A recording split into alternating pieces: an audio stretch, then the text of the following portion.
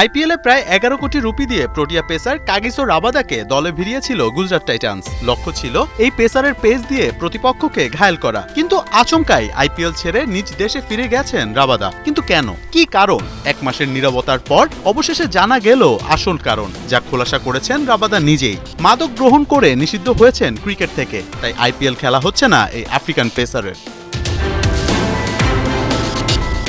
গত জানুয়ারিতে SA টি20তে MI কেপটাউনের হয়ে খেলার সময় ডোপ টেস্টে পজিটিভ প্রমাণিত হয়েছেন। নিজের বিনোদনের জন্য নিষিদ্ধ মাদক গ্রহণ করেছিলেন কাগিজো রাবাদা। আইপিএল থেকে দেশে ফেরার পর তিনি জানিয়েছিলেন ব্যক্তিগত কারণে তিনি ফিরে গেছেন, যদিও তার অপরাধ ওই বছরের জানুয়ারি-ফেব্রুয়ারিতে এসএ টি20 চলাকালীন হয়েছিল, যদিও তখন তার শাস্তির মেয়াদকাল জানা যায়নি।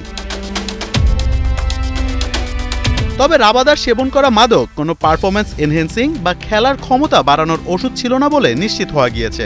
আগামী মাসের আইসিসি টেস্ট চ্যাম্পিয়নশিপের ফাইনালও মিস করতে পারেন তিনি। নিজের নিষেধাজ্ঞার খবরটি নিজেই জানিয়েছেন রাবাদা এবং এ কারণে তিনি ক্ষমাও চেয়েছেন। আমি সম্প্রতি ব্যক্তিগত কারণে আইপিএল থেকে সাউথ আফ্রিকায় ফিরে আসি। এর পেছনে মূল কারণ একটি বিনোদনমূলক ড্রাগ ব্যবহারের জন্য আমার টেস্ট রিপোর্ট পজিটিভ এসেছে। আমি সবার কাছে দুঃখ প্রকাশ করছি। নিজের উপর আসা শাস্তিটাও মেনে নিয়েছেন রাবাদা, তবে এর থেকে শিক্ষা নিয়ে ভবিষ্যতে আরও দারুণভাবে ফিরে আসতে চান, করতে চান কঠোর পরিশ্রম। ক্রিকেট খেলার এই সুযোগকে আমি কখনোই হালকাভাবে নেইনি। এই সুযোগ আমার ব্যক্তিগত চাওয়ার চেয়েও অনেক বড়।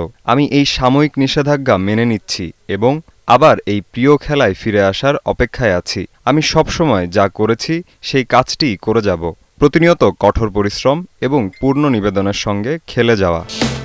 মোহাম্মদ আদনান, ৭১।